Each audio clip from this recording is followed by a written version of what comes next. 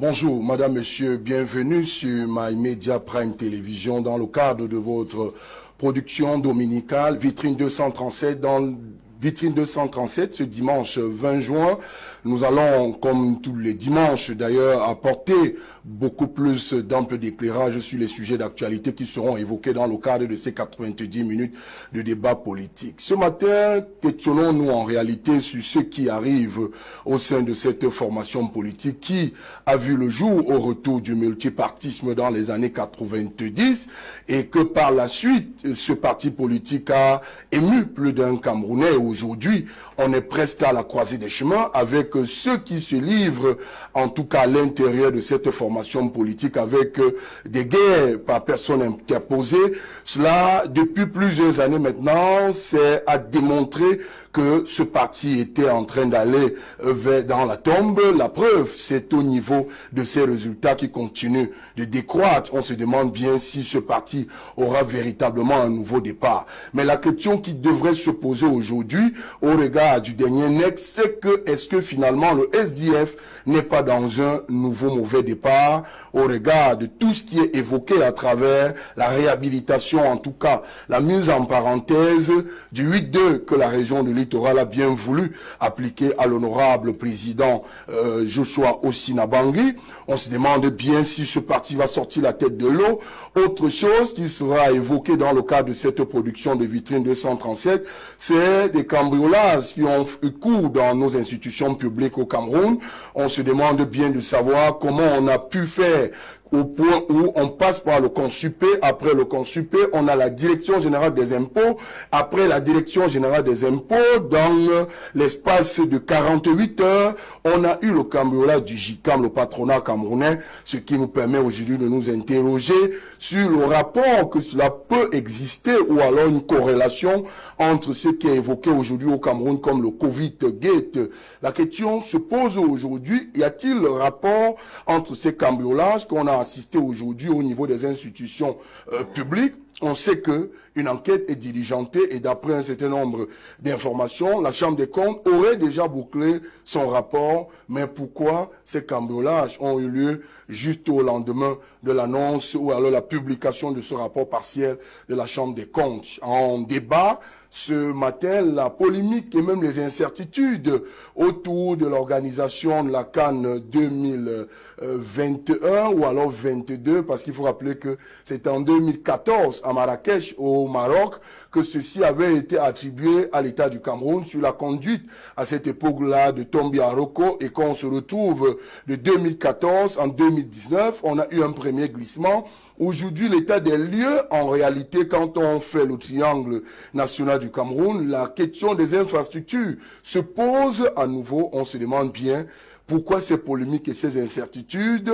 Le séjour du secrétaire général de la CAF au Cameroun encore vient sonner comme ce qu'on a peut-être suivi il y a quelques années seulement de cela avec l'ancien président Ahmad Ahmad, qui avait effectivement indiqué que le Cameroun était prêt et que par la suite on a eu un glissement. Est-ce que la classe politique qui fait perdurer ou planer cette polémique ou ces incertitudes aujourd'hui ont-ils raison? La question, on va la poser ce matin. Autre chose que nous devons, dans le cadre de cette production, souhaiter alors adresser nos condoléances à cette autre famille et pleurer depuis hier, c'est que la route de Sancho continue de tuer, le sang continue de couler sur cette route-là. On se demande bien ce qui ne va pas, ce qui n'a pas marché ou ce qui ne marche pas. En tout cas, nos condoléances à vous. On se retrouve derrière cette page de transition pour présenter le panel qui m'accompagne dans le cadre de cette production de Vitrine 237 sur My Media Prime Télévision.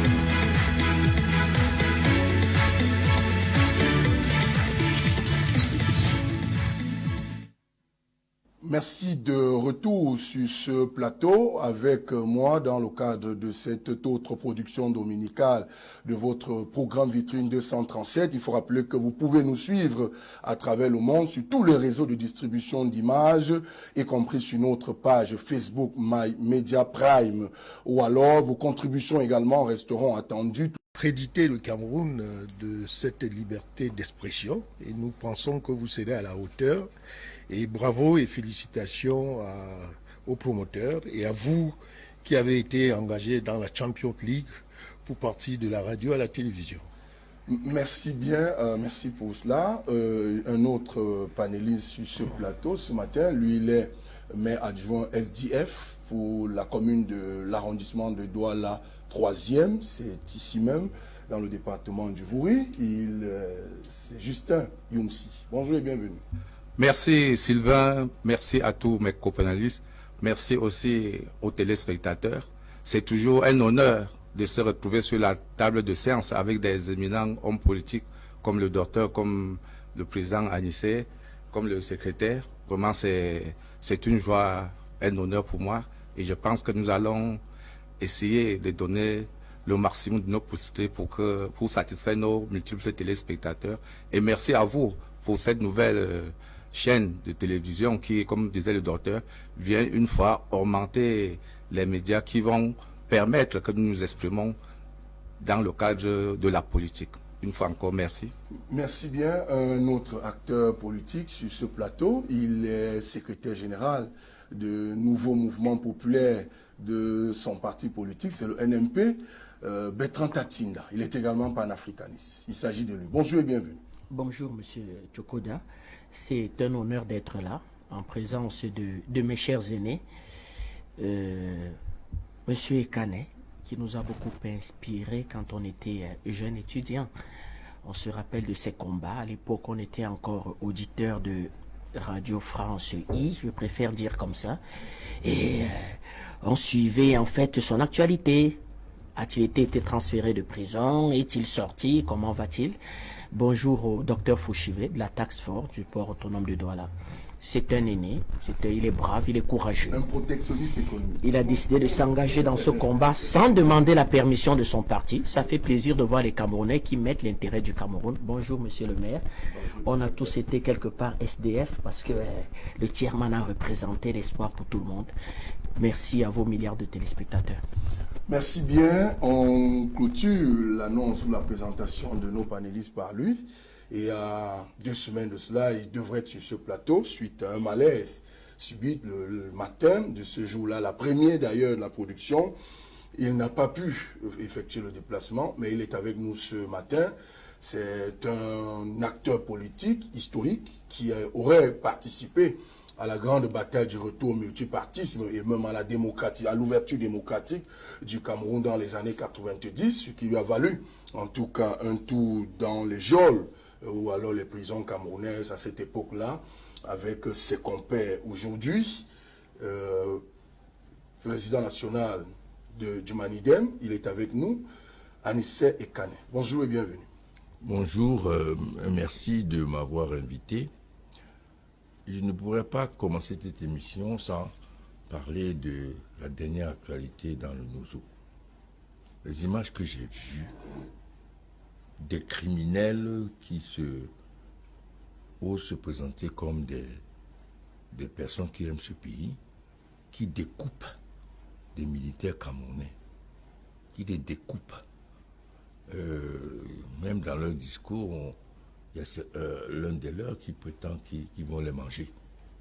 Je suis choqué, d'autant plus choqué que lorsque cette aventure fantasmagorique a commencé, il y a des hommes politiques qui ont joué et certains continuent de jouer avec cette aventure qui tente de partitionner notre pays. Je suis choqué par ce que font les soi-disant militants ambazoniens d'un État virtuel qu'ils ont inventé dans leur tête.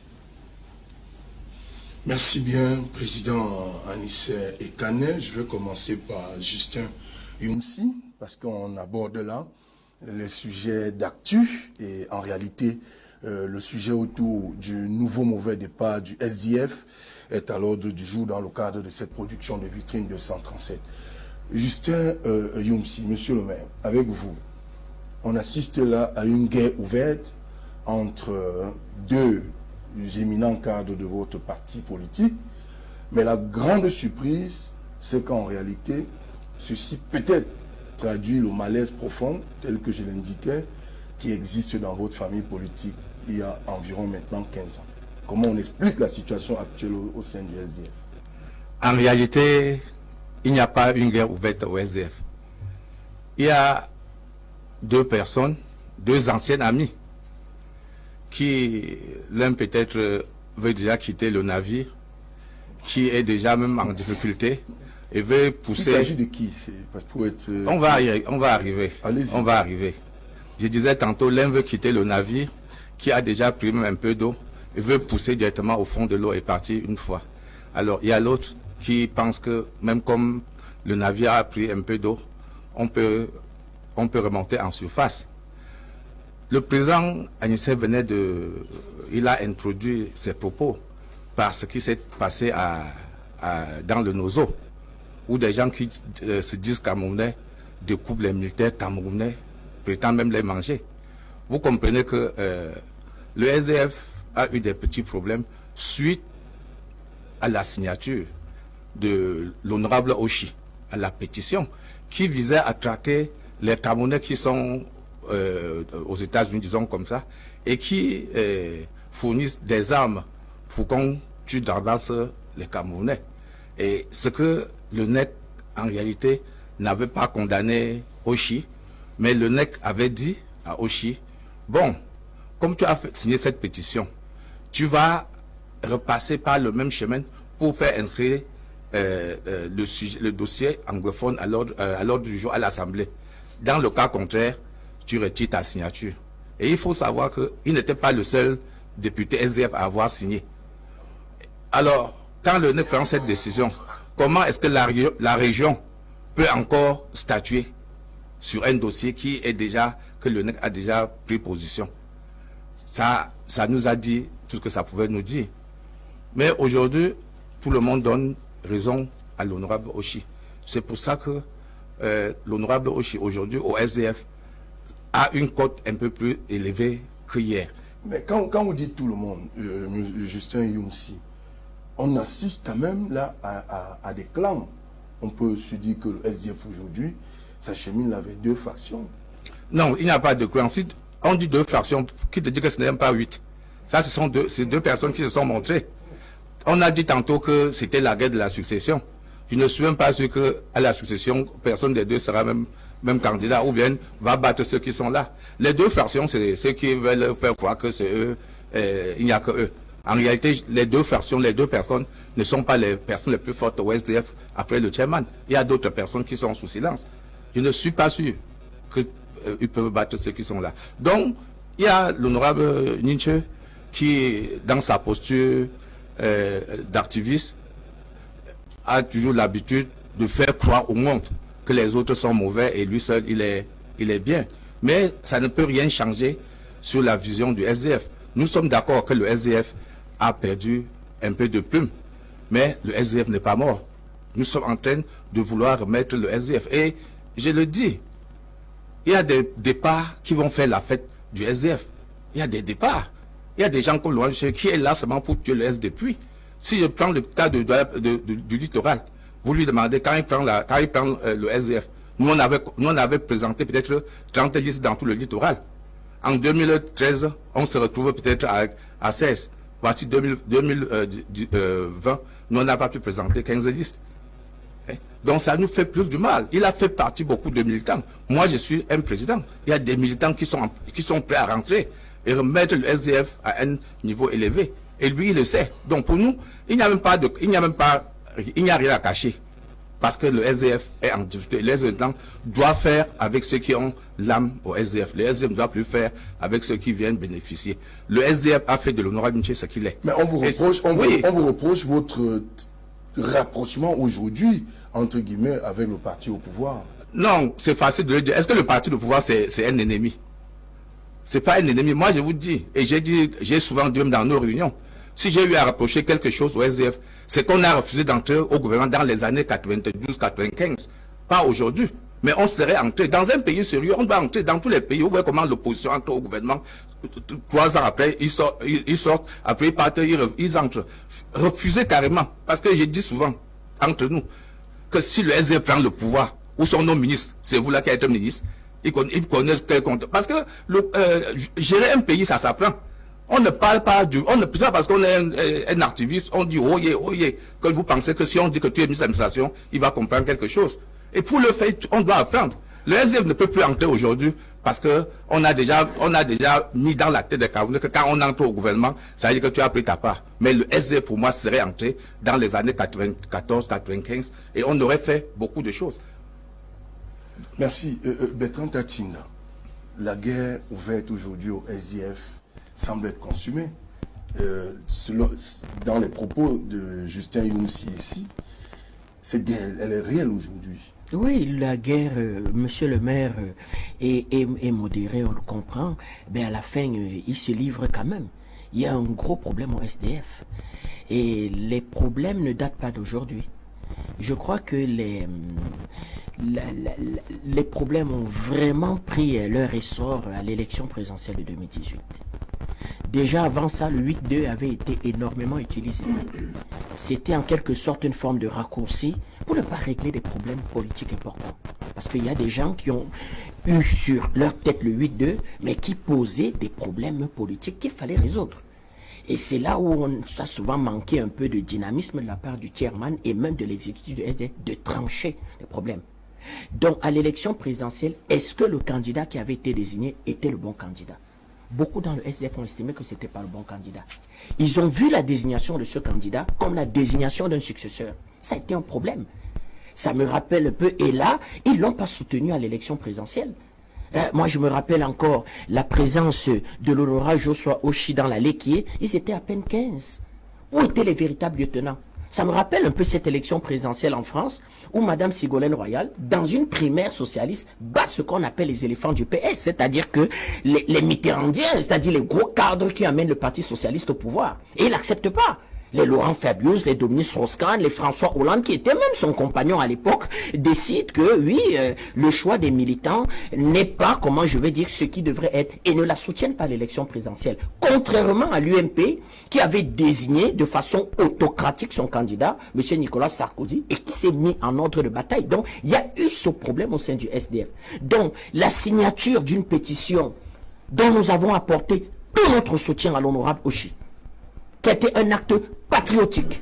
Le président Anissé Ekane vient de vous dire en fait jusqu'à quel niveau peuvent aller l'horreur des gens qui nous disent qu'ils veulent, comment je vais dire, une révolution et créer une république dans leur tête. Donc ça a été un prétexte véritablement de cela, de sortir du bois et de mettre la crise sur la table. Maintenant, est-ce qu'il est tard? Est-ce qu'il n'est pas tard? Mais on a besoin du SDF. C'est-à-dire que, parce que d'abord le SDF a été allié à ma famille politique. Je suis en quelque sorte de l'UPC. On a été inspiré, comme j'ai dit, par le Manidem. Et dans l'Union pour le changement, nous avons joué un rôle fondamental. Et tout le monde a vu les résultats. Et après, la gestion donc aussi des alliés, parce que le SDF, à un moment donné, ne voulait plus écouter personne. Vous vous souvenez du fameux dicton, le fleuve ne se jette pas dans le ruisseau, c'est tous les ruisseaux qui doivent se jeter dans les fleuves. C'était de l'orgueil, c'était de la condescendance. À l'époque, ils avaient une quarantaine de députés, une cinquantaine de mairies, ils avaient plus d'1,5 milliard de financement public. Ils voulaient plus discuter avec des gens, certes, qui, en termes de poids politique représentatif, étaient certes moins visibles qu'eux. Et c'est là où les gens ont commencé à ne plus voir cette histoire d'un bon oeil. On a besoin du SDF parce que si aujourd'hui, M. Tokoda, on peut avoir des télévisions comme celle-ci, on peut s'exprimer, c'est aussi en grande partie à cause de ce SDF et allié. Il faut insister là-dessus. De SDF et allié, mais porté par un homme courageux. Parce que l'histoire raconte que des enfants d'eux de fils d'eux ont refusé d'assumer ce leadership. Et puis un courageux a assumé.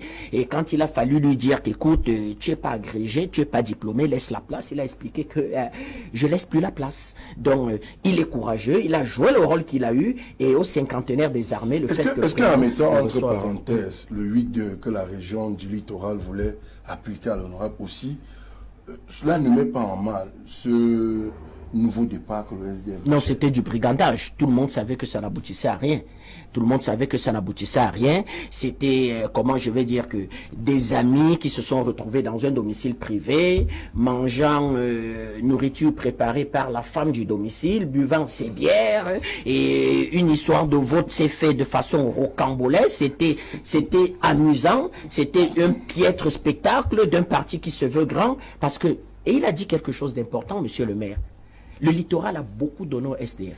Énormément. Le littoral constitue 45%, voire plus de 50% de la force du SDF. Mais ce sont les arguments du président régional. Non, mais je veux dire... J'estime que le littoral... J'estime justement qu'il n'a pas été l'homme à la hauteur, parce qu'il devrait y avoir un immeuble de 5-6 étages qui est le siège du SDF. Vous savez, l'immeuble d'un parti siège peut permettre aussi à être une source de revenus. Mais il n'y a rien. Que les réunions se tiennent, je vous dis, dans un domicile privé où quelqu'un utilise son épouse pour faire manger les gens. C'est inacceptable. Quand vous voyez ce que le littoral a donné au SDF, les villes mortes ont été tenues par le littoral. C'est-à-dire que les villes mortes, le pouvoir de Yaoundé, certes, nous expliquait que quand Yaoundé respire, mais il suffoquait à Yaoundé. Donc, on ne peut pas n'avoir rien donné au littoral. Il aurait fallu au moins un siège digne de ce nom. Quand vous circulez dans Douala, vous y connaissez le siège, rien du tout. Fallait aussi, comment je vais dire, élever les enfants du littoral. C'était mauvais. Quand on parle de la Sanaga maritime, le cadre du parti qui tient un discours double. Non. Souvent, c'est ça. Souvent, c'est ça. C'est-à-dire qu'une forme de médiocrité trouve toujours que ce sont les autres qui ne comprennent pas.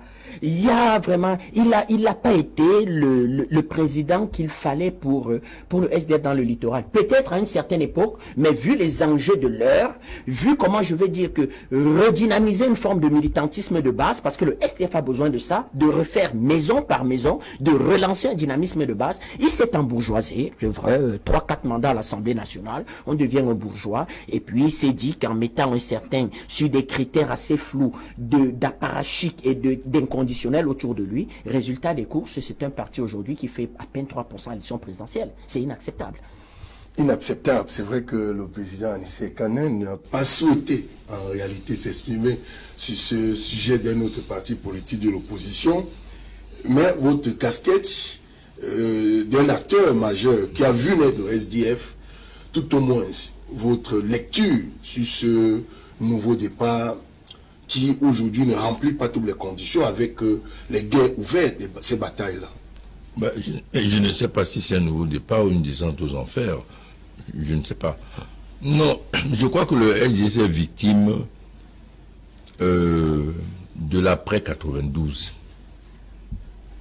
Quand l'Union pour le changement, n'en déplaise à Fauchivé, a gagné l'élection de 1992 sous la houlette de John Kundi, juste après, le SDF s'est accaparé de la victoire du peuple.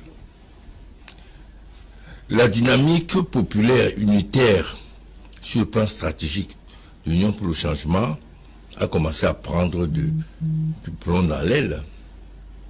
Si on avait continué dans cette dynamique, peut-être que la situation du pays ne serait pas ce qu'elle est aujourd'hui. Mais à force d'avoir une perspective conjoncturelle, personnelle, sectaire, le SDF se retrouve dans la situation d'aujourd'hui. Au lieu de drainer une opposition unie sur les points essentiels par rapport au parti au pouvoir, il s'est mis à privilégier la promotion de ses cadres, la promotion de ses piliers, qui pour la plupart sont rentrés dans la lutte de façon opportuniste, et on s'est retrouvé dans la situation d'aujourd'hui. Et je crois que les dissensions qui arrivent aujourd'hui montrent bien qu'à force de prendre la politique comme un trépied pour la promotion personnelle, on se perd. Et la plupart des gens se perdent parce qu'ils n'ont pas une vision historique prospective, j'allais dire patriotique de la politique. On se bat pour le pays, on ne se bat pas pour soi. Les Oumouandie, Moumi, etc. n'ont jamais été ni députés, ni conseillers, ni présidents, ni ministres, mais ils ont marqué l'histoire du Cameroun et de l'Afrique de façon granitique. Personne, aujourd'hui, tout le monde se déclare UPCiste. J'ai même quelques amis au RDPC qui s'en déclarent. Donc moi je pense que le RDS est victime de ses propres tares qu'il a commencé à accumuler dès 1992.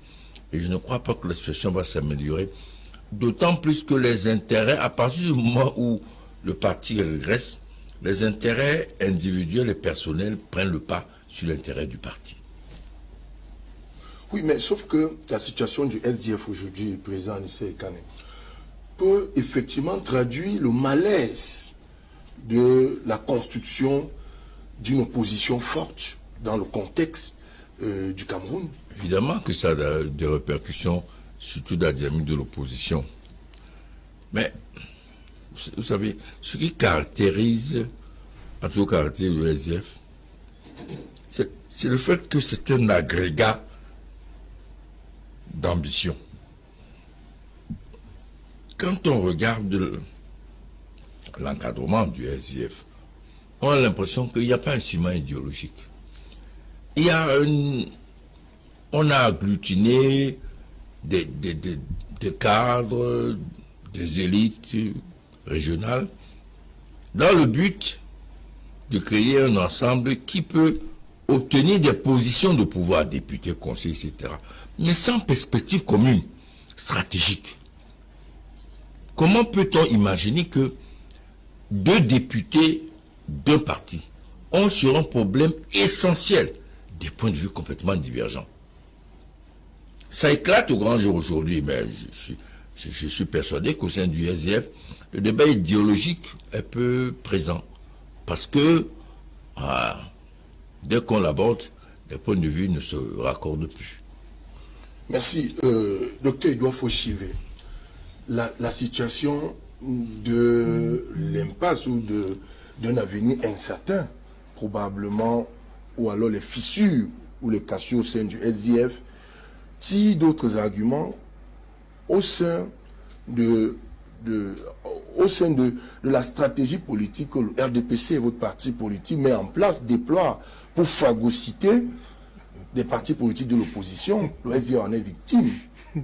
Mais vous me faites rire. Donc c'est le RDPC qui est parce que le RDPC est cité dans cette bataille de division où un camp estime qu'un autre est avec le RDPC et que le SDF actuellement n'est que le SDF du RDPC. Non, vous allez me faire. Vous faites rire.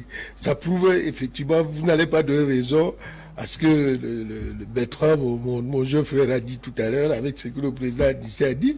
Vous leur donnez raison, vous dites donc que c'est un parti qui est complètement en dislocation totale. Le RDPC vient faire quoi dedans? Je crois que le maire a planté le décor, Bertrand a su développer, et le maire, dans sa posture d'homme politique, vous a fait comprendre, effectivement, c'est que le SDF était et aujourd'hui.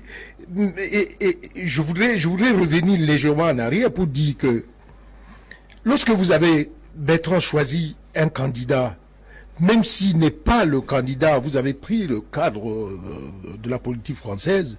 Nous sommes une jeune démocratie et à chaque élection présidentielle, c'est une démonstration de force, si ce n'est pas les élections de proximité.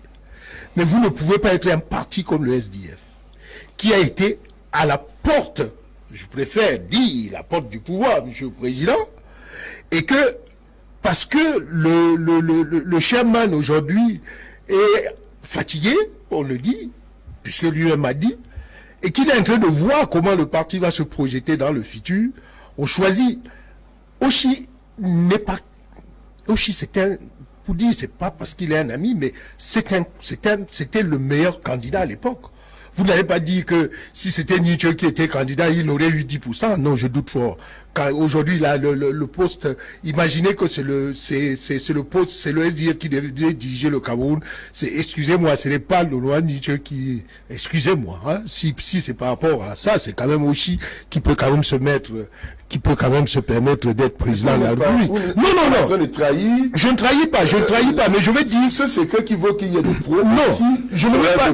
Laissez-moi venir. Je voudrais dire, parce que Bertrand a fait un très bon développement, mais lorsque on a un candidat et qu'on est un parti comme le SDF qui était le moteur de l'opposition, on fait tout pour ne pas tomber, n'est-ce pas, au niveau où le SDF se retrouve aujourd'hui. Et c'est là où j'apprécie le développement du président Ekani. Donc, ne pas dire par exemple que le candidat du SDF n'était pas celui qu'il fallait et que c'est le RDPC qui est en train de tripatuer. Ça veut dire qu'il ne comprend pas le jeu politique. Un candidat à la présidentielle qui se retrouvait vouloir être frappé par le 8-2, ça veut dire que le parti est foutu. Quelle que soit la faute. Quelle que soit la faute. Je vais prendre un exemple, s'il vous plaît. Quel que soit votre état ou votre docteur, est-ce que vous ne venez pas là, effectivement, conforter la thèse selon laquelle l'honorable aussi n'est pas n'importe qui au sein du SDF? Mais je confirme. Non, c'est pas que. Il est aussi des statuts du SDF ou de l'idéologie du SDF. Non, c'est que vous ne me comprenez pas. La philosophie aujourd'hui, je voudrais prendre un exemple autour de cette table. À un moment donné, le président Ekani a dit: je vais tendre la main pour voir comment mon parti va fonctionner. Il est parti. Mais à cause de la guerre de leadership, le président Ekani est revenu président. Ce n'est pas pour dire que les Bandakani, les autres qui étaient là, n'étaient pas à la hauteur. Mais la philosophie du parti a primé. Et je vais donc dire quoi? Dis simplement que si on veut frapper l'honorable Oshi parce que l'honorable Oshi a joué le rôle d'un député de la nation, c'est très grave. C'est très grave. Ce que l'honorable Oshi a fait. Si les hommes n'ont pas compris, l'honorable Oshi n'a jamais accepté cette histoire des bandits.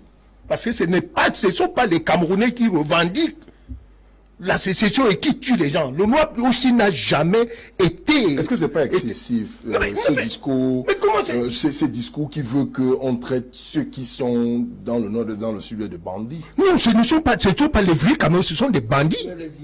Les images sont là. Mais comment vous pouvez accepter? Regardez ce qui s'est passé là il y a 2 jours, là où on est en train de tuer les militaires, ceux qui défendent les couleurs de la nation.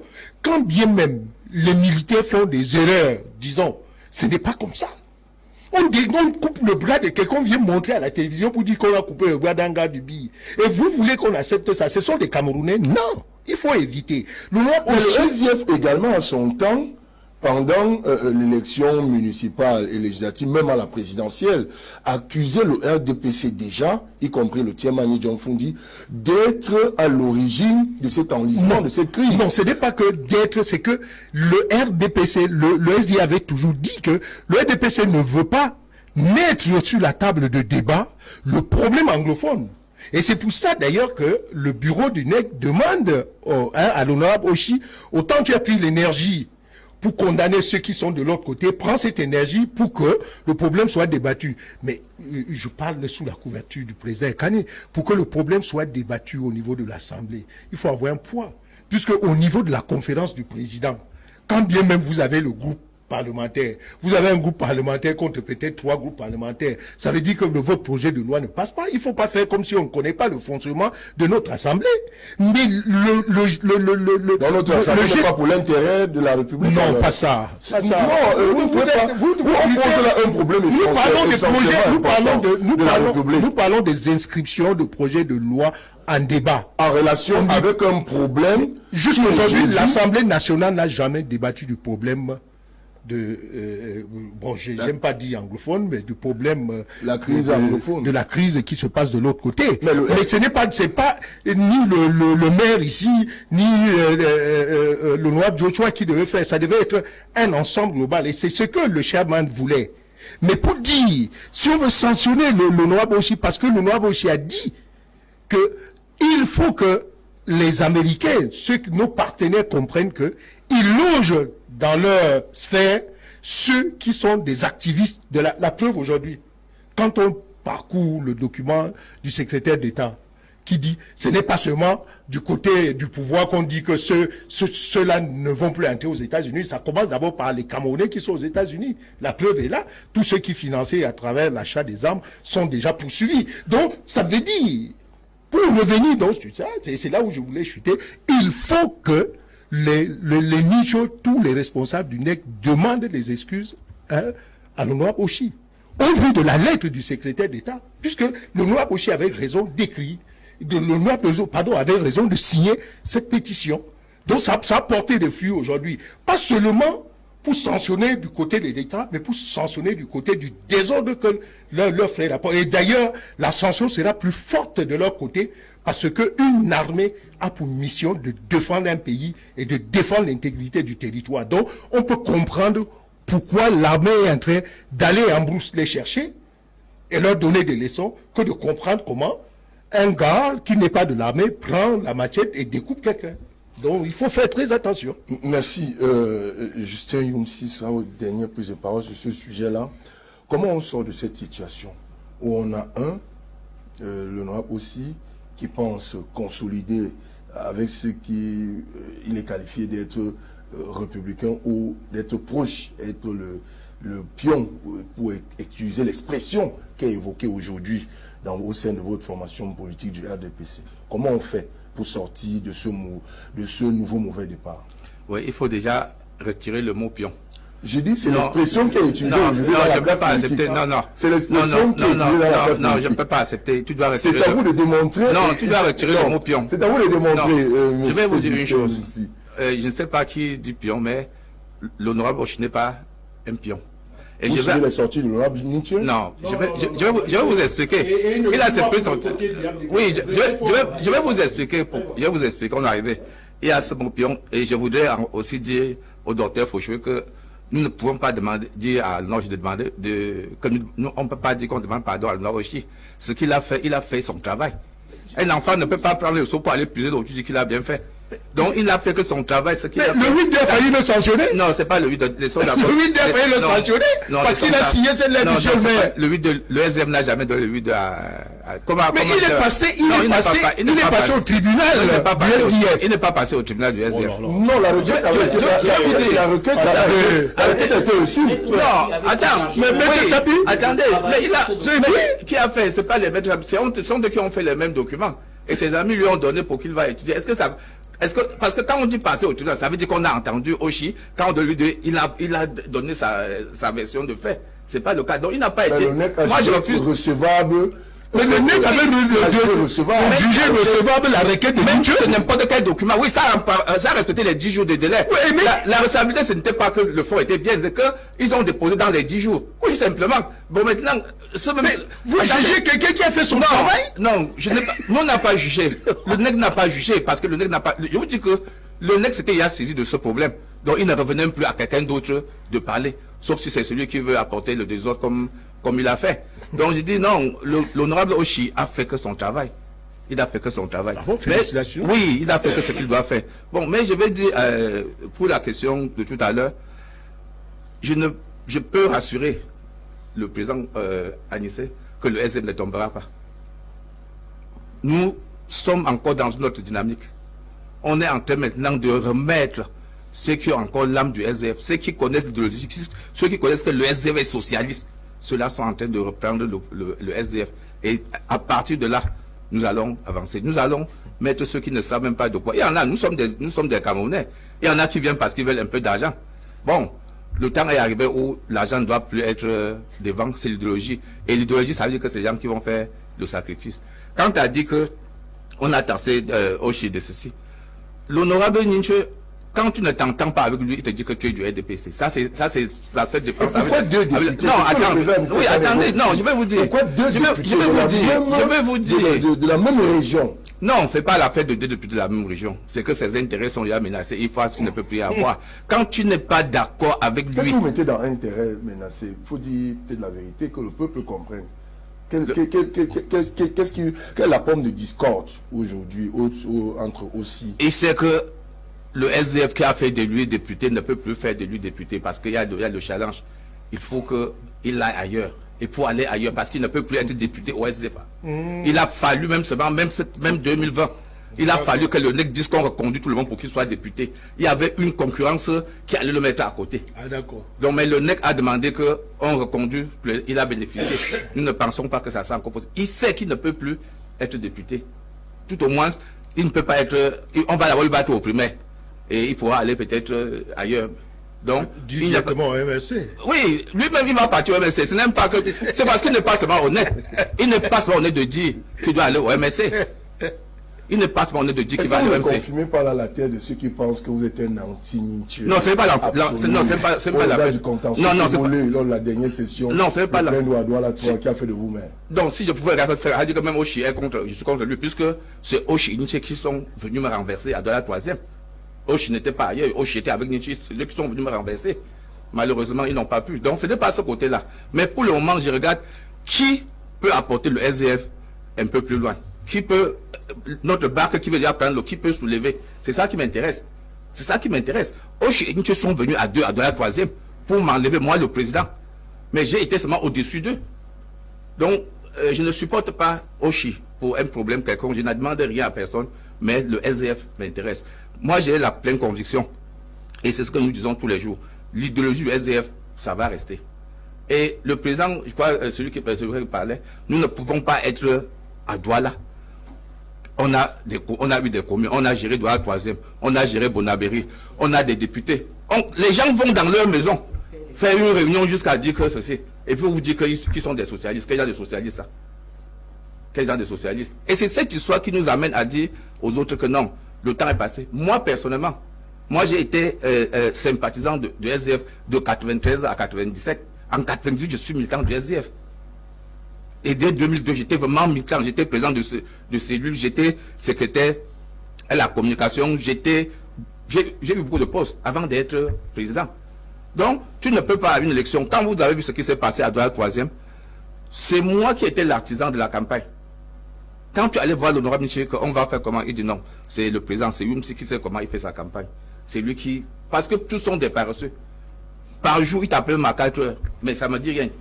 Mais alors quand on a un malheureux, un petit poste de 6e adjoint au maire, des gens même nous qui étions à la mairie, on vient encore se discuter pour un 6e adjoint, avec quelqu'un même qui était adjoint au maire sortant, qui n'a même rien fait pour la campagne et qui ne fait rien pour le parti. Mais c'est la suite. Et c'est pour ça. Mais bien sûr. Et c'est pour ça. Non, je vais vous dire. Et l'honorable Ninche sait. Il savait que si je ne suis pas maire pour soutenir le parti, le SDF, il y a Douala 3e. Donc il le savait. En mettant son candidat, il le savait. Je vais vous dire, à Djibombari, c'est le SDF qui devait être à Djibombari. Mais il a enlevé le PC qui était le meilleur pour prendre quelqu'un qui sait qu'il ne va rien faire. Et les gars ont déposé les armes. Le parti de Feu King, que je répète, paix à son âme, est venu prendre à Djibombari. C'est la même chose qu'on a eu, même à Yabassi en 2013. Donc, il faut tous ceux qui peuvent avancer. Et c'est pour ça qu'aujourd'hui, il n'y a plus de place pour lui. Nous pensons que il a pris ce qu'il pouvait prendre au SDF. Il doit partir et puis le SDF va continuer. Merci. Avec vous rapidement, Bertrand Tatinda, comment on sort de ces déchirures pour effectivement faire perdurer on sort par un vrai congrès. On sort par un véritable congrès. Vous savez, ce sont les... Et c'est ça même l'essence des partis de gauche. C'est-à-dire qu'on appelle ça l'émotion. C'est-à-dire que M. Nietzsche peut venir avec sa motion, sa ligne politique du parti, M. Oshi vient, et les militants tranchent. Mais moi, j'ai comme l'impression que ça risque d'être compliqué. Hein? C'est-à-dire, à l'issue de votre congrès, monsieur le maire, j'ai bien peur que certains n'acceptent pas les résolutions en train de partir au tribunal. Les chuchotements, il se le dit. Et le président Anissé Ekane est clair. Il n'y a pas d'idéologie pour certains dans le parti. Vous savez, à un moment donné, le SDF vous permettait d'être maire adjoint ou député. Beaucoup y sont venus, ont été maire adjoint et députés, ont bâti de véritables carrières. Je vais même plus loin. Certains dans les coulisses se battaient pour que le SDF rentre dans le gouvernement parce qu'ils se disaient qu'ils pouvaient être ministres. Donc, quand vous utilisez un parti, vous n'acceptez pas la défaite. Aujourd'hui, ils sont à 3% après une élection présidentielle plus bas que terre. Ils ne veulent pas reconstruire et travailler.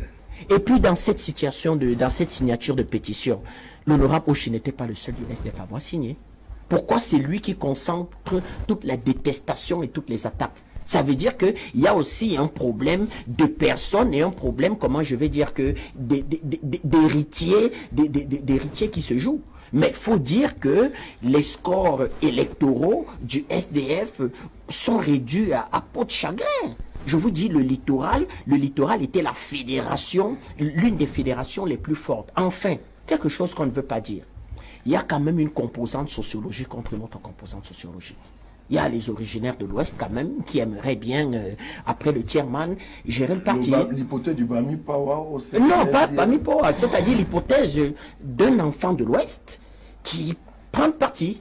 Et puis vous avez nos frères, comment je vais dire, d'obédience culturelle anglophone, qui estiment que c'est notre dernier bien. C'est-à-dire que si on nous prend cette histoire, finalement, qu'est-ce qu'on a encore dans la politique au Cameroun? Donc, il y a aussi cette histoire-là avec des alliés, rien que même à Douala deuxième, il y a des alliés de M. Nietzsche. Ça se voit comme étant une façon pour les enfants de l'Ouest de les récupérer et de pouvoir, sachant que le MRC, à l'état actuel, peut pas avoir de candidat à l'élection présidentielle, dealer avec le MRC pour 2025. Il y a aussi cette histoire-là déjà de 2025 où des gens se disent que si on récupère ce parti, on fait un grand pôle d'alliance avec le MRC pour la bataille de 2025. Merci. Président Anissé Kane, comment on sort de cette division qui s'affiche aujourd'hui? Non, je voudrais quand même faire quelques remarques. Je pense que c'est trop facile. Vous savez, moi, ça ne m'émeut pas que le RDPC tente de créer la zizanie dans les partis. Mais c'est le travail. Je dis que logiquement, un parti au pouvoir... Non, tente, je dis tente. Non, je veux dire, non, moi, je suis au-dessus de ça. Je rentre en politique pas pour être député, etc. Non, je veux dire que c'est trop facile de dire des choses, de trouver ça comme un argument pour fustiger ses adversaires politiques. À partir du moment où on commence à le dire, c'est que bon, il y a un problème. Vous savez, le secrétaire général du nouveau mouvement populaire l'a dit. Après 1992 et jusqu'à 1995, le SDF était la cuillère qui amène la nourriture à la bouche. Plein de gens se sont précipités au SDF, quittant d'autres partis de l'opposition pour aller chercher un poste de conseiller, de député, etc. Donc, non, pas nécessairement être à l'Assemblée, avoir un salaire. Suivez mon regard, je vois des petits qui disent qu'ils gagnent 1 million, ils sont contents, tout va bien. Donc il y a plein de gens qui ont fait cette démarche-là, justement et uniquement pour aller prendre des positions politiques synonymes de bien-être social, de promotion, etc. C'est légitime, président. C'est pas légitime. À un moment donné, il faut... Ce n'est pas légitime. C'est là qui pose le problème de l'idéologie du parti. On ne rentre pas en politique pour être député, quel que soit le parti dans lequel on se trouve. On ne peut pas faire la politique avec étant pauvre. À un moment donné, tu es diminué. Tu ne peux pas. Si on te dit, par exemple, je vais vous dire, nous, on a parlé de renouvellement, mais on a cité en priorité les maires, les députés, parce qu'il ne faut pas qu'on demande peut-être à Wimsi Hussein que bon, tu vas aller organiser à EDEA. Il te dit qu'il n'a pas le transport. Même comme il a tout l'amour du parti, il ne va pas aller. Et la masse des militants sert à quoi? C'est les militants qui sont les qui doivent en principe. Bon, c'est pas le cas du c'est pas le cas du RDPC, bien sûr. Non. C'est l'argent du pays qui sert à faire fonctionner le parti. Oui, mais c'est pas ça qui crée des milliards de francs qu'on mettait dans les campagnes. C'est pas ça. Non, je veux dire que le SDF a été un attrait pour avoir une position de pouvoir. C'est légitime quand on est dans le parti. C'est-à-dire, on fait une promotion de ces cadres. Mais dans le cadre du parti, au moment où c'est un afflux uniquement d'opportunistes qui viennent chercher, ça donne à la fin ce genre de résultats. C'est la première remarque. Oui, la deuxième remarque. C'est normal qu'il y ait une nomination dans le parti. C'est normal. Mais elle ne doit pas sortir du parti. Le fait même que un responsable, président d'une section régionale, sorte les débats du parti hors du parti, ça pose un problème. Ça pose un problème de son appartenance même dans le parti. Il y a des problèmes dans tous les partis. Au RDPC, c'est la mort. Mais bon, ils tentent toujours par des artifices de nous faire croire qu'il n'y a pas. Mais il n'y a que des problèmes là-bas. Mais il est important, sur le plan de on appelle ça la discipline de parti. Dès qu'on sort le problème du parti à l'extérieur, il faut démissionner. Il faut démissionner. C'est qu'on n'est plus dans le parti. Et ce comportement-là est un comportement d'opportuniste. Parce que la règle démocratique veut que si tu es en minorité, tu l'acceptes. Si tu ne l'acceptes pas, tu démissionnes. Moi, comment est-ce que ça va finir? Moi, je crois que ce qui a fait la force du SDF, c'était une dynamique unitaire populaire. C'est ça qu'il faut reconstruire. Quand on va la reconstruire, la plupart des partis vont revenir à de meilleures situations. Il faut partir du fait que l'avenir de l'opposition se situe dans l'union de l'opposition. Pas nécessairement dans le travail sectaire, précaire, primaire, de créer, on va créer encore notre poche là. Il faut que quelques-uns d'entre nous soient conseillers municipaux. Rebâtissons la dynamique de 90. Mais ce qui a fait la force de 90, c'est parce que tout le monde était persuadé que le pays va changer. Pas que le parti va gagner. C'est que le pays va changer. Et le pays doit changer. C'est ce qu'il faut réinculquer aux gens. Que battons-nous pour que le pays change. Pas pour que notre parti ait des députés ou des conseils municipaux. Voilà l'avenir de l'opposition entière et celui du SDF. Merci, Dr. Edouard Fauchive. En termes de solution, aujourd'hui, on sort comment pour consolider les acquis du SDF? Je n'ai même pas. Non, c'est même pas question de consolider. S'il veut que nous soyons dans l'état démocratique. Je voulais plutôt dire que je veux féliciter mon président national, le président Paul Biya, du fait que dans sa posture d'homme politique, il a déclaré d'ailleurs à Monte-Carlo qu'un vrai Bantou ne parle pas de la sécession. Et je crois que on est en train de vivre ça aujourd'hui. À peine le chairman a-t-il dit « Je ne pense plus être que la bataille a commencé ». Et regardez ce qui se passe chez nous. Et je félicite... Est-ce que cette même bataille ne s'observe pas chez vous? Mais c'est ce que je l'ai dit. Vous me coupez. Et le président Ekane vient de le dire. Notre avantage dans le RDP, c'est que nous ne portons pas à la place publique nos problèmes internes. Et là, que fait Messanga Nyamding, s'il faut citer celui-là? Qu'est-ce qu'il fait? Dis donc, quand on parle de vraies choses, vraiment, c'est mieux qu'il démissionne. On parle de vraies choses, vous me parlez de Messanga Nyamding. Vraiment, vous avez déjà suivi le débat qui se passe dans le SDF, comme les deux députés. Vous avez déjà suivi ça dans le RDPC? Est-ce que si je vous dis dans le RDPC, vous avez déjà... moi qui pensais être candidat prochainement, vous m'avez entendu parler? Je vous pose la question. Est-ce que vous m'avez vu? Vous venez de déclarer là. Est-ce que vous m'avez vu dans la bataille? Donc ça veut dire que nous, dans le RDPC, nous connaissons nos tests. Nous savons qu'il y a un article 27 alinéa B. Et mes camarades me suivent, ils comprennent ce que ça veut dire. Donc, quand je suis les franquistes en train de partir de gauche à droite, en train de dire, proposer un candidat, tout, je sens qu'ils ne lisent pas les tests du parti, parce que c'est pas possible. Et donc, que devons-nous faire? Il faut que le SDF, le président l'a dit, le SDF doit revenir, doit être ce parti fort. Parce que, en laissant ce vide, il y a eu maintenant des forces.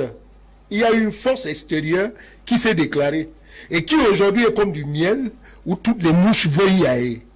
Donc il faut faire très attention de mietter le SDF aujourd'hui contre cette force qui n'est que virtuelle.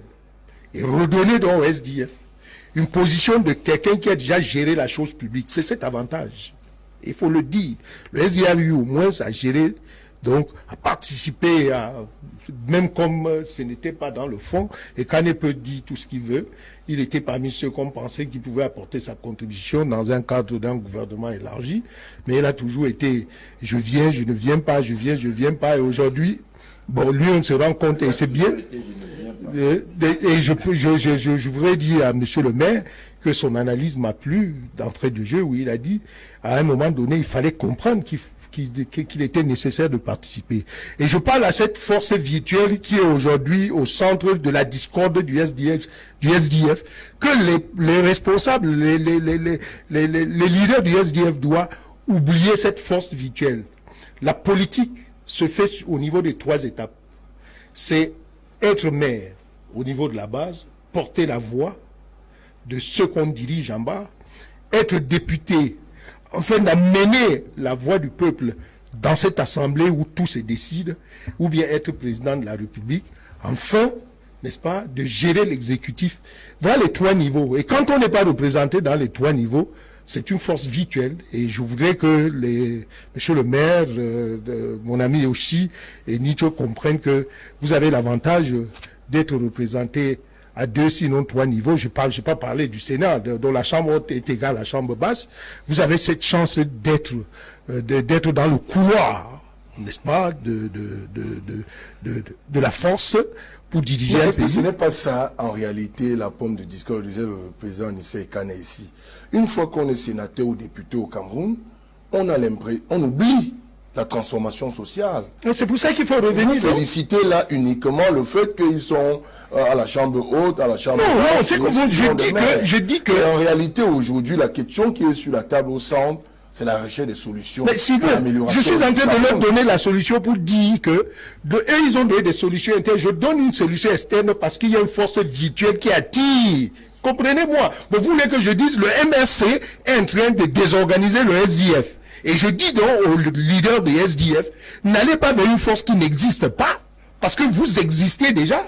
Vous existez dans les mairies, vous existez dans la chambre basse, dans la chambre haute. Pourquoi voulez-vous aller faire un championnat là où il n'y a ni le stade, ni la balle, ni les équipes? Il faut faire très attention. Et donc pour moi aujourd'hui, et c'est pour ça que j'ai commencé par dire, je me félicite d'être du RDPC et d'accompagner mon président national qui avait compris en son temps que dit que voilà le successeur entraîne aujourd'hui tout ce qu'il y a. Et pour finir et chuter, Amadou Ahidjo avait dit que tout ce qui est multipartisme est un désordre. Vous voulez qu'on donne raison au président Amadou Ahidjo? Allez-y donc. Merci, président. D'abord, c'est une mauvaise référence à Ahidjo. Le multipartisme... Non, c'est une très mauvaise référence. Il fait partie de notre histoire. Le multipartisme est un système de désordre. Oui. Et que il avait dit.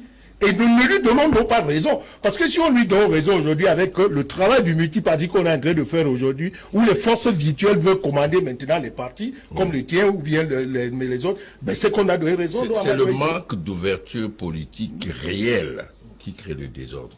Ce n'est pas le fait de l'ouverture. L'ouverture devait assainir le climat politique dans le pays, à condition que de votre côté, que ce besoin de faire avancer le pays prime sur vos intérêts. Et ça me permet d'engager sur cette... Parce qu'on en parle comme ça, l'entrée au gouvernement, venez participer. Ce n'est pas le fait d'entrer au gouvernement qui est mouvant en soi, c'est pas ça qui pose problème. Le problème, c'est on y va pourquoi? Les gouvernements du haut national ont existé dans le monde entier. Tout à fait. Mais sur une base politique. C'est-à-dire sur quel programme, sur quel agenda, sur quels objectifs. Sauf que le RDPC, le régime du BIA, c'est pas l'intérêt du pays qui les intéresse. C'est l'intérêt de conserver le pouvoir en captant de temps en temps des gens qui veulent servir cette dynamique. Et ça ne marchera pas. Le pays ne va pas avancer. Pour amener le pays à avancer, il faut que le président de la République prenne la mesure de la situation. À savoir qu'aujourd'hui, le RDPC, son régime, ne peut pas être l'avenir radieux de notre pays. Il faut ouvrir le débat politique avec des visions politiques, des programmes politiques, pas de captation des membres de l'opposition. Voilà le problème, M. Bouchoubi. Oui, très rapidement, sur ce sujet rapidement. Donc, je voulais dire que, bon, vous avez demandé quel avenir pour le SDF. Nous, après le renouvellement des structures de base, nous allons arriver au Congrès, où on va maintenant élire un président. Mais nous sommes dans l'optique, comme a dit le président Anissé, de savoir que nous seuls ne pouvons pas aller. Il faut l'union de l'opposition. Ça, c'est notre challenge après que nous allons mettre notre équipe. Et puis, au-delà de cette union de proposition, il faut les associations. Parce que normalement, les partis politiques, je pense que traînent les pas au Cameroun parce qu'il n'y a pas des associations fortes. Parce que généralement, c'est les associations, les partis politiques devraient plutôt rester derrière l'association, qui doivent porter le message de la population. Les syndicats, a dit qu'on n'a pas ces associations fortes. C'est ce qui faisait la force de l'Union prochaine. Oui, et c'est ça que ça... J'espère que vous allez vous retrouver sur ce que vous avez dit dans les années 94. Que c'est les petits fleuves qui tombent dans les... Non, nous ne sommes pas... Aujourd'hui, vous êtes maintenant petit peu d'eau. D'autres choses... Les choses changent avec le temps. Oui, mais monsieur, mais... Non, nous ne sommes pas là où nous sommes. Mais les écrits restent. Nous avons d'autres pensées. Et c'est ça que je vous dis. Nous allons tourner maintenant autour de l'Union pour l'opposition et avec les associations fortes. Le problème maintenant, c'est de savoir qui sera le leader pour attirer... Vous allez voir, ça c'est secondaire. Ça c'est secondaire. Quand tout est bien fait, quand tout est bien fait, nous allons voir. C'est comme ça que nous allons travailler. C'est comme ça que le SD va refaire surface. Il faut dire en une seule phrase que le RDPC ne va pas y échapper. Parce qu'ils sont en train de renouveler ce qu'ils appellent le matelas politique. Bien sûr. Après, ça sera le renouvellement des organes de base, c'est-à-dire que des militants qui ont droit au chapitre à un congrès, certainement ils vont vers un congrès, comment je vais dire, de changement générationnel. Et vous avez au RDPC quelques hommes politiques et vous avez surtout les administratifs. Donc, il risque d'avoir une véritable bataille, cher René Fouchivé, et on y va en 2025 à une élection majeure. Merci. Je reste avec vous, Bertrand Tatinda, rapidement. Un tout table sur la question des cambriolages des institutions publiques. Est-ce qu'aujourd'hui, quand on évoque, on a cambriolé au Consupé, après la Direction Générale des Impôts, après le JICAM ici à Douala, on se demande bien de savoir pourquoi l'enchaînement, pourquoi ce rapprochement subit au lendemain de la publication du rapport partiel de la Chambre des comptes de la Cour suprême. Il y a un problème au Cameroun, mais ça ne date même pas les cambriolages aujourd'hui et les bâtiments qui prennent feu. Je me rappelle, j'étais encore jeune élève au Cameroun. Il y avait une grosse entreprise qu'on appelait les assurances mutuelles agricoles, c'est-à-dire Amakam. Et on avait lancé une vaste opération, on s'était rendu compte que la comptabilité avait été extrêmement désastreuse. Et c'est là, je crois, au début des années 85-86, où on va commencer les premières arrestations de gros cadres de société, le directeur général, les cadres amicales. Et à un moment donné, Amakam va prendre feu, c'est-à-dire à Yaoundé. C'est-à-dire que cette grosse compagnie d'assurance qui avait des intérêts camerounais, qui aujourd'hui aurait été une grosse entreprise avec même énormément de filiales, va prendre feu. Et on va beaucoup soupçonner, il n'a jamais été véritablement établi qui avait mis le feu, mais des sources internes, j'avais ma tante qui y travaillait, de sources internes ont désigné certaines personnes. Donc, c'est une technique, entre guillemets, c'est une tactique.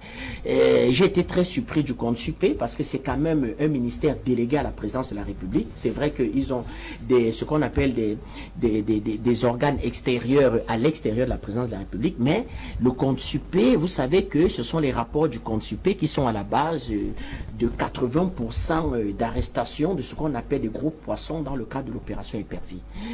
Maintenant, pour la Direction Générale des Impôts, on a attrapé 3 voyous, c'est-à-dire qu'un petit bandit, un petit voyou, qui explique que oui, je suis passé, j'ai des problèmes d'argent, un repris de justice, avec aisance, un repris de justice, et puis il est passé derrière le bâtiment, il a constaté qu'une porte ne se fermait pas, et puis il a vu ses amis, il a dit accompagnez-moi, il a grimpé, il est allé, il a cassé. Donc, pour ceux qui s'en tient à la version officielle, il n'y a pas, comment je vais dire, qu'une grosse entreprise qui a commandité cette histoire. Mais on peut se demander quand même qu'il était courageux. C'est-à-dire que quand vous voyez rien que le bâtiment, même y aller voler, si les portes sont ouvertes, il faut être assez courageux. Ce bâtiment en impose. Donc on peut se demander, est-ce qu'on ne sacrifie pas ce petit voyou? Il n'y a pas eu de documents qui ont été importés. Il reconnaît avoir cassé les bureaux et s'être en tiré avec une somme de 300 quelque chose de 1000. Mais par contre, au JICAM, c'est un groupement patronal qui veut dire qui n'est pas une institution, c'est pas institutionnel, c'est un groupement patronal privé. Est-ce qu'il y a des corrélations entre un certain nombre d'hommes politiques, d'hommes d'administratifs, de milieux d'affaires On n'en sait rien. Toujours est-il que les entreprises sont, de mon point de vue, chargées de garder leur comptabilité à leur siège. Qu'est-ce qu'on allait chercher au GICAM?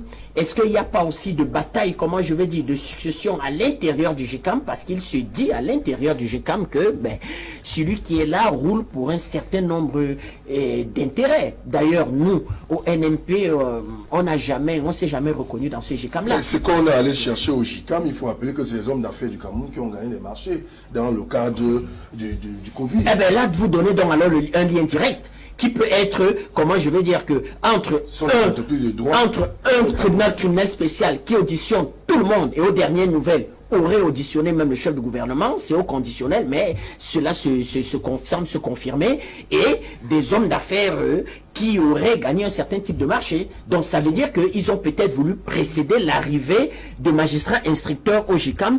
Donc c'est très compliqué. Pour dire que ce n'étaient pas des petites entreprises. Ben oui, ce ne sont pas de petites entreprises. Il n'y a pas de petites entreprises au GICAM. Oui, mais on se demande ce qu'en fait une documentation pourrait faire au GICAM, surtout que chaque entreprise est d'abord pour elle. Si le travail de balisage était fait en amont au Consup et disparaître au niveau de la DGI, ça suppose qu'il n'y avait que le GICAM qui devait détenir l'immatriculation des entreprises. Parce que nous, au niveau du GICAM, nous avons l'immatriculation de l'entreprise. Vous prenez telle entreprise, vous voyez le chiffre d'affaires, etc. Tout, vous voyez. Donc, il y a une corrélation. Et maintenant, les fins limiers que sont les enquêteurs du TCS doivent trouver cette corrélation. Et ça existe. Ça démontre donc que dans le cadre de l'affaire de cette histoire qu'on appelle Covid, parce qu'on est allé cambrioler de la DGI. On est allé cambrioler à partir du 10e, 1, 2, 3. Non, c'est même pas question de 10e. C'est que les enquêteurs, les fins limiers doivent normalement chercher à comprendre quels sont les différents responsables qui sont dans les différents bureaux, les liens. Vous allez voir que c'est sûr que la direction des grandes entreprises dont a été touchée. Et c'est là où cette corrélation devient donc nécessaire pour pouvoir faire dans ce lien. Il faut voir ce gars qui dit j'ai cassé, je cherchais de l'argent, et à la fin lui-même bute sur quelque chose. Il dit j'ai pris 2 disques durs. Donc, dans tous les bureaux que tu as cassés, tu n'as trouvé que 2 disques durs. Donc, vous comprenez que vous venez chercher l'argent et comment vous emportez au disque. Moi, je suis gêné qu'à ce niveau où le Cameroun se trouve, qu'on puisse faire ce genre de montage. Vraiment, c'est un montage. C'est moi qui parle. Oui, allez-y. Je dis, même si c'est vrai, il ne faut pas montrer ça. Vous savez, la reconstitution de faits nous amène à digérer quelque chose. Il nous souvient quand on dit on a tué quelqu'un, on va faire, et le gars dit bon j'ai pris le couteau, j'ai enfoncé comme ça calme les gens. Mais ce qu'ils ont fait là, pour moi, c'est un théâtre. Au-delà de théâtre, j'étais gêné. J'étais vraiment gêné parce que un gars qui va, pourquoi ce gars ne part pas à la bisec, casser la bisec? S'il est sérieux, s'il veut vraiment l'argent. Je vous demande. Oui. Et puisqu'il dit que là où il y avait le coffre-fort, je n'ai pas cassé. Donc tu venais chercher donc quoi? Démontrez-moi que dans ce bureau... Les disques durs ne se baladent pas dans les bureaux. Le disque dur est fini en disant, et le disque dur, mon collègue a pris pour aller vendre. Donc, dans ce qu'il fallait prendre les disques durs, pas prendre 2. C'est pour ça que je dis, le Cameroun est arrivé à un niveau où il faut éviter que ça soit du domaine politique, économique, et c'est pour ça que vous avez commencé par l'histoire du port. Je suis rendu compte à un moment donné que la façade maritime étant un sacré lieu du développement, certaines personnes venaient nous imposer leur développement. Oh, on ne peut pas, même les théories de développement aujourd'hui, nous n'avons pas besoin de passer par la technique caldorien pour se développer. Je viens de lire ce matin que les Ghanéens ont refusé de vendre leur cacao. Parce que, et ça, c'est ce qu'on appelle, c'est ce qu'on appelle la révolution. Est-ce que le Cameroun est prêt pour appliquer des mesures, des méthodes de protectionnisme économique? Mais il faut commencer quelque part. Mais c'est vous qui êtes au pouvoir. Oui, mais lorsque nous nous constituons comme task force pour défendre la façade maritime, est-ce qu'on a demandé la permission? C'est ça. Lorsque lui, Kane s'est levé en 90 pour dire qu'il faut qu'il y ait le multipartisme, et que John Frundi aujourd'hui profite dans ça, le Madida a eu quoi? Bon, il a eu 8 mois d'emprisonnement, ça a fait se calmer. Donc, mais c'est pas. Il faut commencer, il faut faire quelque chose. Vous ne pouvez pas dire que le Cameroun ne peut pas aujourd'hui observer comment nos biens sont en train d'être dilapidés, comment on est en train de vendre les cerveaux camerounais dans tous les pays du monde, en commençant par l'Afrique du Sud. Vous trouvez les intellectuels camerounais, vous les trouvez aux États-Unis, vous les trouvez partout. Est-ce que vous êtes sérieux quand vous faites ce genre de déclaration, quand on peut s'interroger que c'est vous qui êtes au pouvoir? Quels sont les mécanismes, quelles sont les politiques publiques pour effectivement préserver la fortune? C'est pas question de parti politique. Lorsque Macky Sall est arrivé, il a ouvert la porte pour dire revenez. On leur avait dit. Lorsque Biya a pris le pouvoir, il a dit que tous les Camerounais reviennent. Ceux qui sont revenus, les Opénins sont revenus. Hein. Donc, mais le pouvoir doit, aujourd'hui, la ressource humaine, diriger un pays, et il a bien dit, le maire a dit tout à l'heure, quand bien le SIE va arriver au pouvoir, qui va les permettre de diriger si ce n'est pas nous?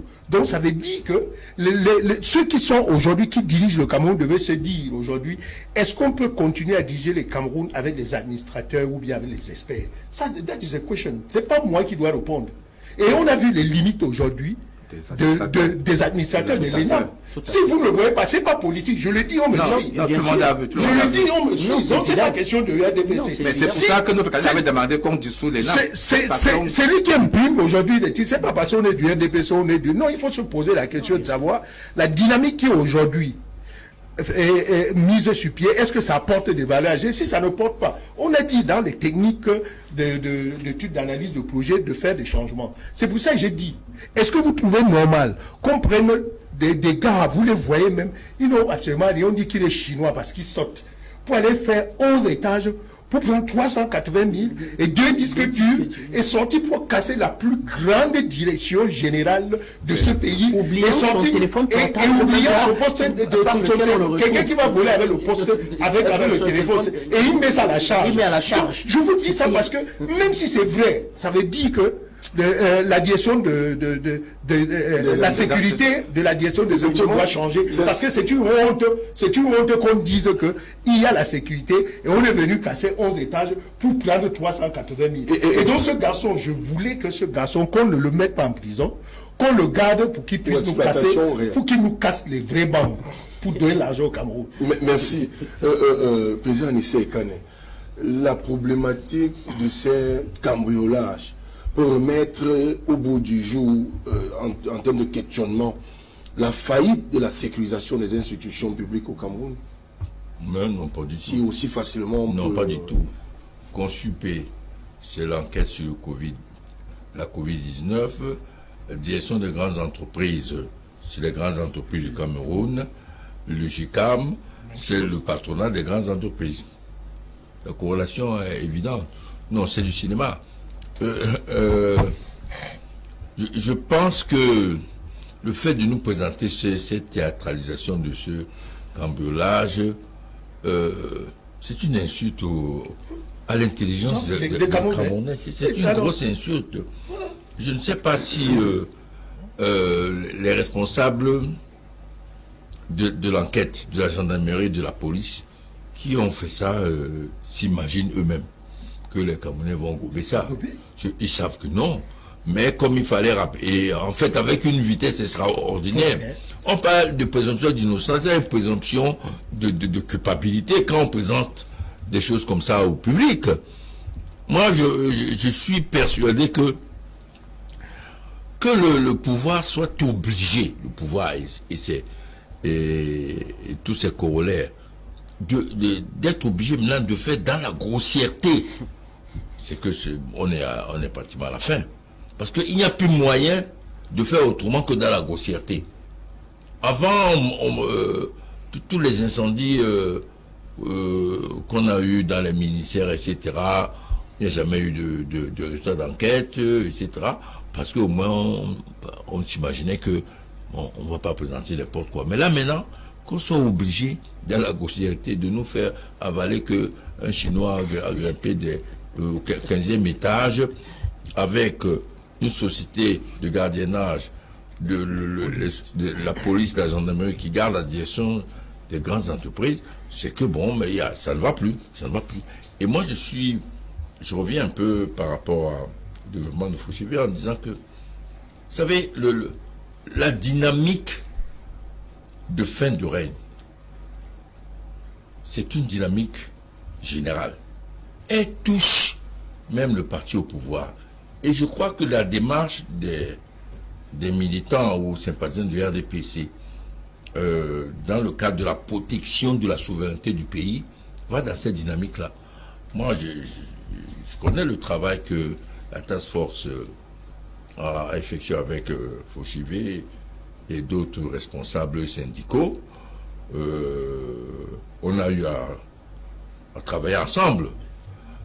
Mais ce n'est pas une dynamique RDPC, c'est une dynamique patriotique.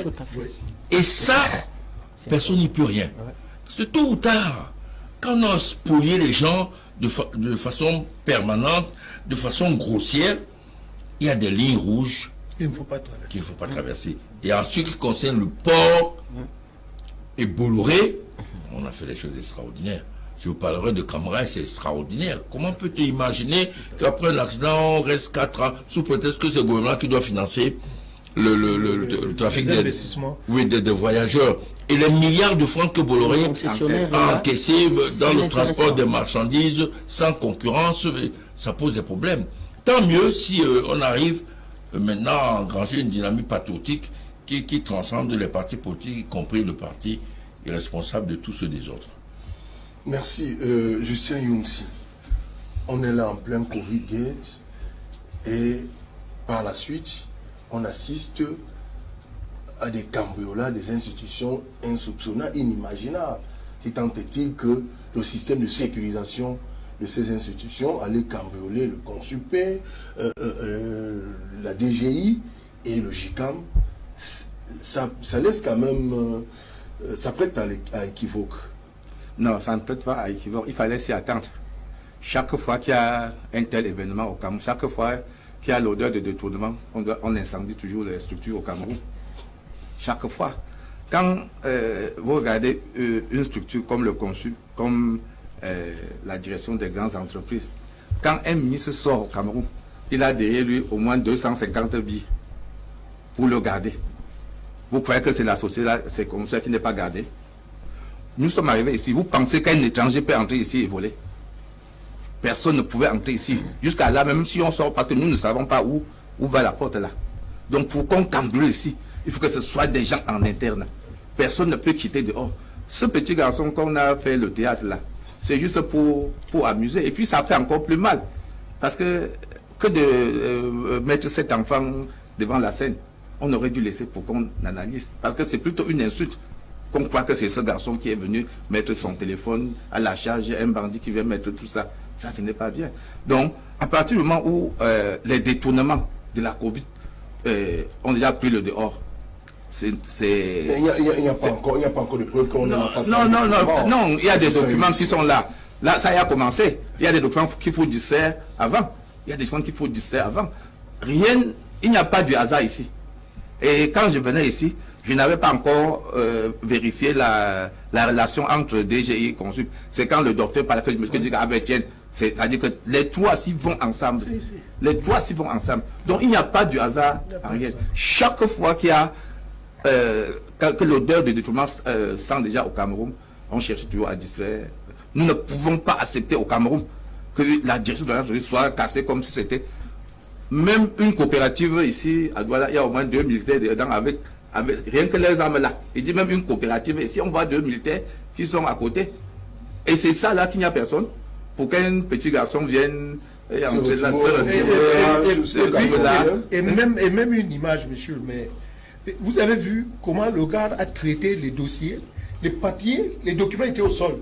Attendez, je vous pose la question. C'est vrai. Si je suis vieux, je prends ton tiroir, je ne trouve pas l'argent. Pourquoi je prends les documents? Les documents font encore quoi? Au sol. Est-ce que l'argent est dans le tiroir? Est-ce qu'on garde l'argent dans le tiroir? Non, j'ai dit même si c'est le tiroir, quand tu prends le dossier et que tu fais, et que le tiroir et que tu vois l'argent, tu laisses. Les documents faisaient quoi au sol? Donc ça veut dire que le gars était à la chaîne des documents. C'était pas l'argent. Et démonter un disque dur déjà, il faut être technicien. Il faut être technicien pour pouvoir prendre le disque dur.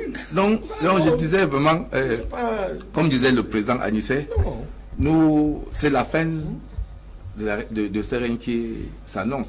Et puis, nous-mêmes, on a trop peur que quand le RDPC ne sera plus au pouvoir, tous ces dossiers-là vont remonter en surface. Parce que le Cameroun ne finit pas aujourd'hui.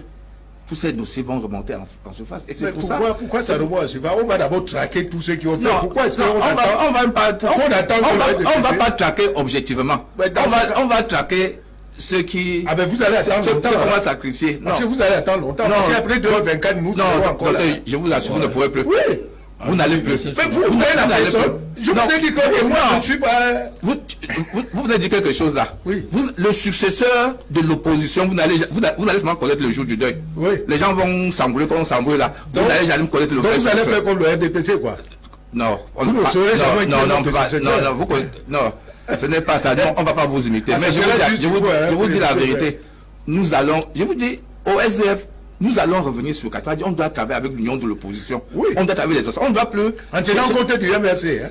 Non, nous on s'en fout. Même si n'importe quel parti qui remplit les conditions, on ne pas refuser. Ce qui nous intéresse. Les gars de l'Ouest vont aller dans le MRC. Non, c'est pas l'affaire de.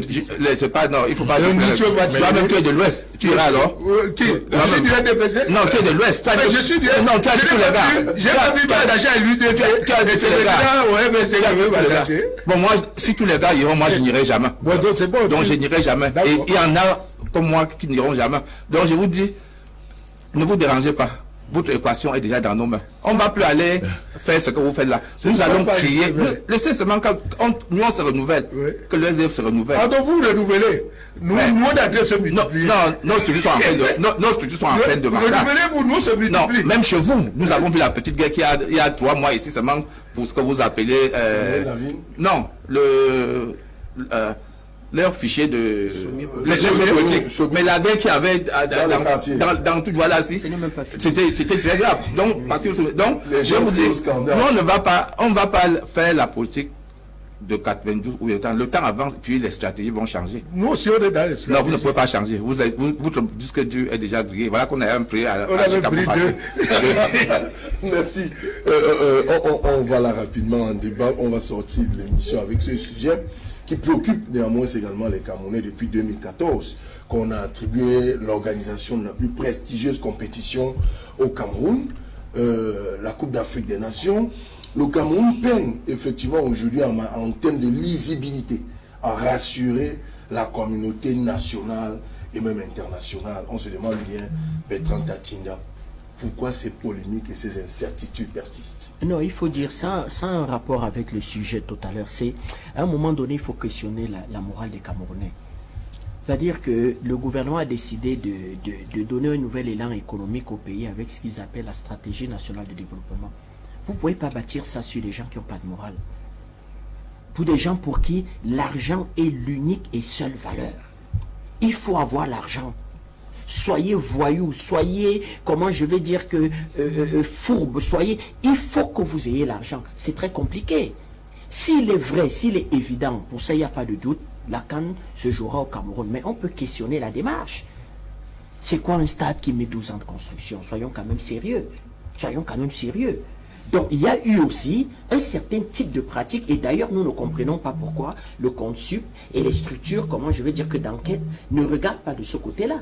Peut-être le président a une autre stratégie, c'est-à-dire qu'après le Covid-Gate, il va faire, comment je vais dire que, c'est-à-dire qu'au lieu que des enquêtes partent de façon séquencée, lui fera le sens inverse. Mais il faut automatiquement, après cette canne, expliquer pourquoi il a fallu 12 ans pour construire un stade qui porte le nom du président de la République. C'est quand même pas sérieux. Il y a un certain nombre de marchés qui ont été attribués et on se rend compte que les entreprises n'ont pas tout à fait les capacités. Comment on fait pour souscrire à un marché de plusieurs milliards quand on n'a pas les capacités financières? C'est lors de la souscription du marché. Le stade n'est même pas fini. Les experts ont dit qu'il faut encore 15 mois. Non, disons que le complexe, le stade, à date, parce que c'est le stade qui va. Non, le stade sera fini parce qu'il y aura un match amical. Mais avec l'assurance, avec les garanties qu'on ne va pas, on connaît des cas. Non, il y a des experts, c'est-à-dire que pouvoir évaluer la fin d'un chantier, des ingénieurs assermentés peuvent le faire. Mais le complexe, non. C'est-à-dire que faut pas s'attendre à la fin du complexe. Mais imaginez un scénario que d'ici le mois de janvier là. On a le stade Olembe. Quand vous regardez, là, nous sommes bientôt en juillet, quelques 6 mois devant nous pour organiser cette compétition. Vous pensez que la solidité de cette infrastructure, ça permet de rassurer? On n'a pas encore joué ma test là-bas. Non, la construction d'un stade, c'est lié à des calculs. Ce que je peux dire, c'est qu'il y a des problèmes. D'ailleurs, on sait ce qui manque pour la composante stade. C'est-à-dire qu'il manque l'électronique, il manque des écrans. Il ne faut pas oublier que la Covid a confiné le monde entier. Donc pratiquement pendant 4-5 mois, le monde entier était confiné. Ça a aidé en quelque sorte au retard. Mais le stade sera fait. Mais il faut questionner, comment je vais dire que l'attitude que les Camerounais ont eue, on devait être largement plus en avance. Je veux dire qu'on devait être déjà pratiquement là à faire un match amical pour Président Michel Kane, en réalité aujourd'hui, on ne nous parle que des stades.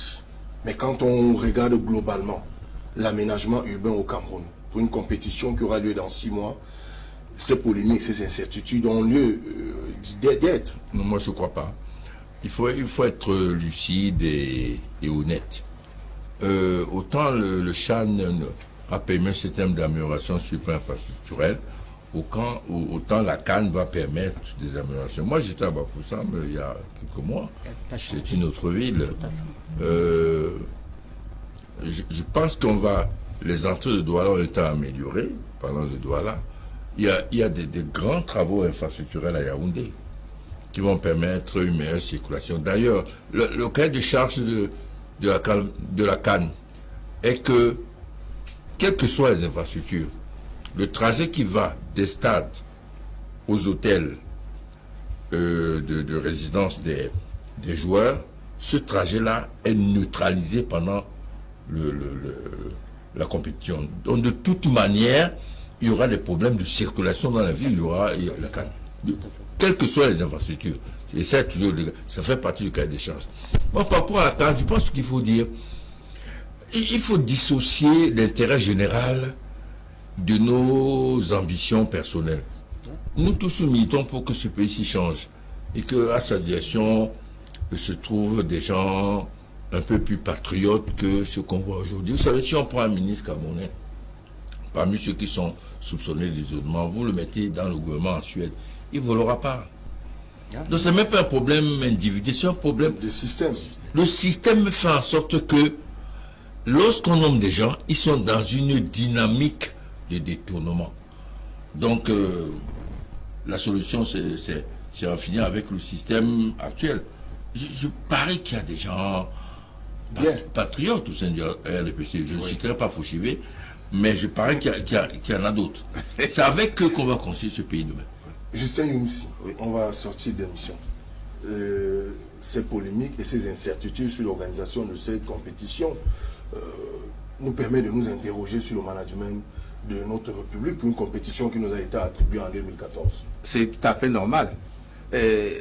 Nous venons, le champ qui vient de se passer, quand il y avait un match, mais les Camerounais commençaient à souffrir de 6h à 20h.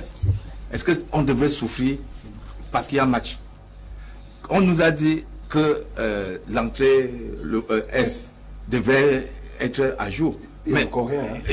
Nous a dit que quand on regarde seulement les routes là, on peut croire qu'il n'y aura rien.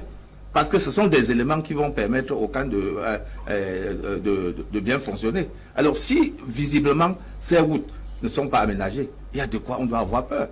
Le fait qu'on renvoie le tirage au sort, ça met un peu de doute dans le cœur de commun des mortels. On dit que mais qu'est-ce qui ne va pas? Il y a toujours l'incertitude. Il y a toujours l'incertitude. Oui, il y a toujours l'incertitude. Il y a les chantages de la CAF aussi. Non, la CAF fait chanter. Non, mais oui, si la CAF fait chanter. Position ambiguë. Oui, la CAF peut-être la CAF fait chanter. Elle profite de la situation. Oui, parce qu'elle profite de la situation. Parce que chaque fois que les membres de la CAF ont été au Cameroun, on les a toujours donné quelque chose. Et là, ça devient un chantage parce que c'est la force de pouvoir en place. Si tu descends, on te dit de montrer ce qu'on a donné. Non, ce n'est pas ça. Ce n'est pas là où nous parlons. Vous parlez quoi, mère? Non, je parle quand même, mais nous savons que... Parce que la CAF ne peut pas nous faire autant de chantage pour rien. C'est quand on les donne la possibilité.